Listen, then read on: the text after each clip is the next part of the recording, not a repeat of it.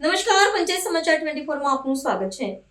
ચૂંટણી કામગીરીની વ્યસ્તતા વચ્ચે દાહોદ જિલ્લા કલેક્ટર યોગેશ નિરગુડેએ આઈટીઆઈ ખાતે કર્યું મતદાન। વડોદરા શહેરમાં લોકશાહીના મહાપર્વની ઉત્સવભેર ઉજવણી થઈ રહી છે, જેમાં જિલ્લાના વહીવટી વડા પણ પોતાની નૈતિક ફરજ અદા કરવામાં મોકલી રહ્યા છે।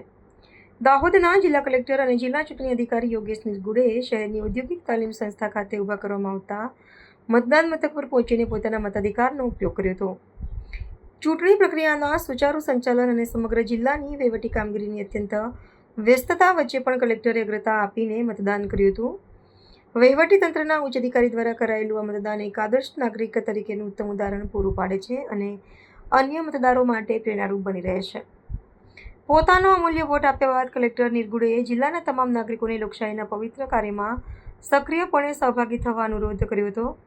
તેમણે ખાસ અપીલ કરતા જણાવ્યું હતું કે સ્થાનિક લોકોએ જાગૃત થઈને 100% મતદાન તરફ આગળ વધવું જોઈએ, જેથી લોકશાહીનું મૂલ્ય વધુ સશક્ત બની શકે।